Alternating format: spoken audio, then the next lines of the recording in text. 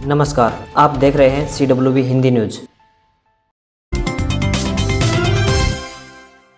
किसानों को प्याज के बीज पर 500 रुपए प्रति किलोग्राम मिलेगा अनुदान। रोहतक के उपायुक्त कैप्टन मनोज कुमार ने कहा कि प्रदेश सरकार द्वारा किसानों के कल्याण के लिए अनेक योजनाएं चलाई जा रही हैं। सरकार द्वारा किसानों को खरीफ प्याज की खेती के लिए प्रोत्साहित करने के लिए प्याज के बीज पर 500 रुपए प्रति किलोग्राम की दर से अनुदान राशि प्रदान की जा रही है। एक किसान अनुदान पर 8 किलोग्राम बीज खरीद सकता है। योजना के अनुसार सरकार द्वारा किसानों को खरीफ प्याज की किस्मों AFDR तथा भीमा सुपर की खरीद पर यह अनुदान राशि प्रदान की जा रही है। इन किस्मों के बीज की बिक्री दर 1950 रुपए प्रति किलोग्राम है तथा सरकार द्वारा 500 रुपए प्रति किलोग्राम अनुदान राशि प्रदान की जा रही है। इस प्रकार किसान का हिस्सा 1450 रुपए प्रति किलोग्राम है। प्रति किसान को 8 किलोग्राम तक ही बीज अनुदान पर दिया जाएगा।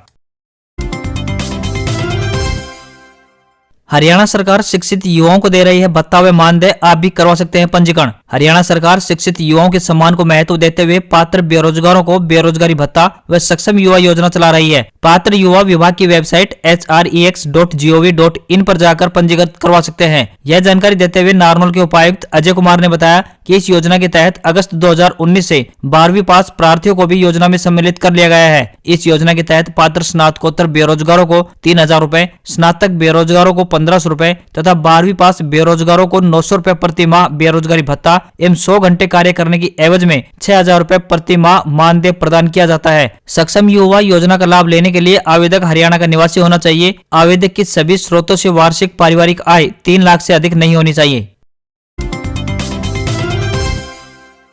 हरियाणा में पीक पर कोरोना की तीसरी लहर, 7 मरीजों की मौत, 24 घंटे में 9000 का आंकड़ा पार। हरियाणा में कोरोना संक्रमण की तीसरी लहर पीक पर पहुंच गई है। कोविड-19 की बढ़ती रफ्तार और होने वाले मरीजों की मौत ने एक बार फिर से प्रदेश के लोगों की चिंता बढ़ा दी है। शनिवार को एक ही दिन में 9050 नए मरीज मिले और 7 लोगों की कोरोना के कारण मौत हो गई। मरने वालों में एक कैथल, एक यमुनानगर, एक भिवानी, एक अंबाला और इसके अलावा 2 सोनीपत में तथा एक गुरुग्राम से है। राहत की बात यह है कि शनिवार को 3743 लोग कोरोना को मात देकर ठीक भी हुए। वहीं ओमिक्रॉन का कोई भी केस नहीं मिला। अब प्रदेश में 46,720 एक्टिव केस हैं और कुल 10,098 लोगों की कोरोना से मौत हो चुकी है। रिकवरी दर 93.22% है।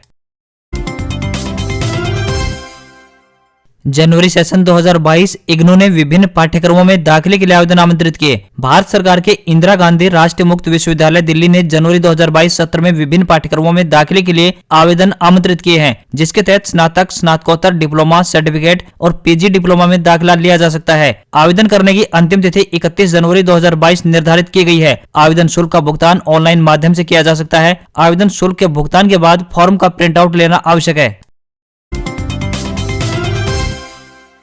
हरियाणा अध्यापक पात्रता के नकल मामलों की सुनवाई 20 जनवरी को। हरियाणा विद्यालय शिक्षा बोर्ड भिवानी द्वारा संचालित हरियाणा अध्यापक पात्रता परीक्षा यानी HTET में जिन अभ्यर्थियों के अनुचित साधन संबंधी केस यानी UMC दर्ज हुए हैं, उनको बोर्ड मुख्यालय पर व्यक्तिगत सुनवाई हेतु 20 जनवरी 2022 को प्रातः 9:30 बजे बुलाया गया है। अनुचित साधन यानी UMC संबंधी अभ्यर्थियों की सूची बोर्ड की वेबसाइट www.bseh.org.in पर उपलब्ध करवाई गई है। ऐसे सभी अभ्यर्थी 20 जनवरी 2022 को प्रातः 9:30 बजे व्यक्तिगत सुनवाई के लिए बोर्ड मुख्यालय भिवानी पर पहुंचना सुनिश्चित करें।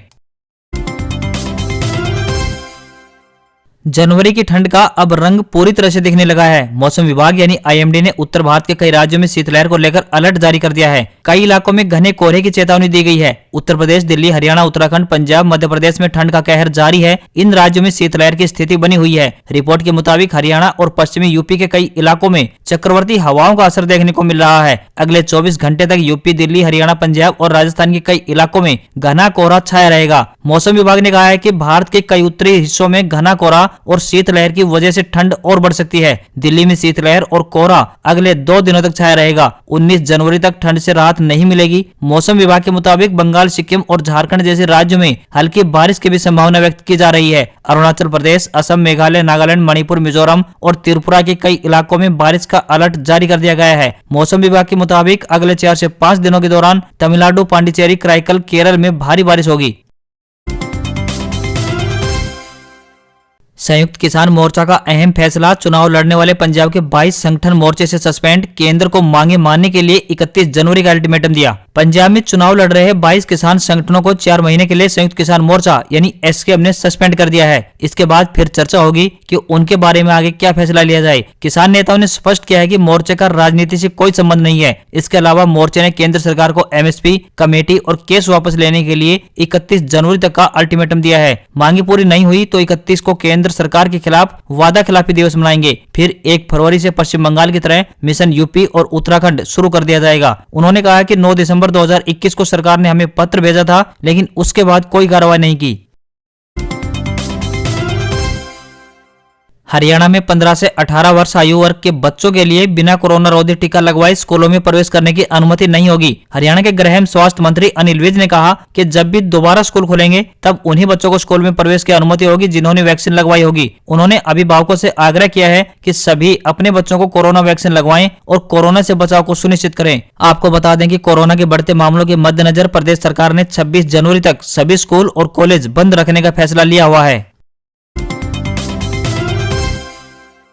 हरियाणा सरकार का किसानों को बड़ा तोहफा, भिवानी के लोहारू में बनेगा बागवानी का हब। किसानों की होगी बल्ले बल्ले, लोहारू हल्के के बालू रेत के टीलों पर अब होगी बागवानी। गांव खरकड़ी बावनवाली में बागवानी विश्वविद्यालय का तोहफा मिलने से क्षेत्र के किसानों के चेहरे खिल गए हैं। कृषि एवं पशुपालन मंत्री जयप्रकाश दलाल के अथक प्रयासों से खरकड़ी बावनवाली में 120 एकड़ में महाराणा प्रताप बागवानी विश्वविद्यालय के रीजनल सेंटर का निर्माण जल्द शुरू किया जाएगा। लोहारू हल्के में बालू रेत के टीले हैं और पानी भी 400 से 500 फीट की गहराई में पहुंच चुका है, इसलिए यहाँ के किसान काफी संख्या में बागवानी की ओर मुड़ रहे हैं। ऐसे में यदि लोहारू क्षेत्र में बागवानी विश्वविद्यालय बनेगा तो निश्चित रूप से यहाँ के किसानों को फायदा मिलेगा। गांव खरखड़ी में 120 एकड़ में महाराणा प्रताप बागवानी विश्वविद्यालय के रीजनल सेंटर के लिए 40 करोड़ रुपए की पहली किस्त मंजूर हो गई है, जिसका निर्माण जल्द शुरू किया जाएगा।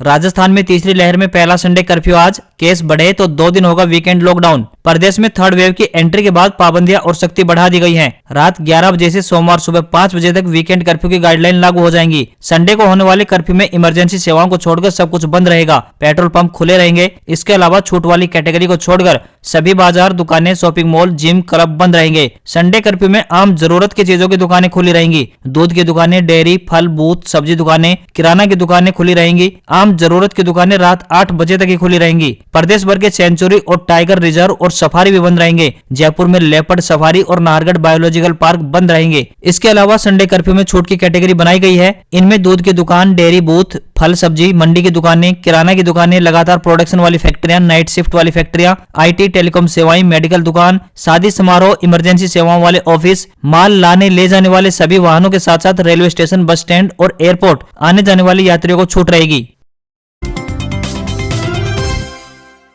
केंद्र सरकार का बड़ा फैसला, गणतंत्र दिवस समारोह 24 जनवरी की जगह है नेताजी के जन्मदिन यानी 23 जनवरी से शुरू होगा। केंद्र सरकार ने शनिवार को एक बड़ा फैसला किया। तय किया गया कि गणतंत्र दिवस समारोह अब 24 जनवरी की जगह 23 जनवरी से शुरू किया जाएगा। यह फैसला नेताजी सुभाष चंद्र बोस के जन्म दिवस को गणतंत्र दिवस में समारोह में शामिल करने के उद्देश्य से लिया गया है। उनका जन्म 23 जनवरी 1897 को हुआ था।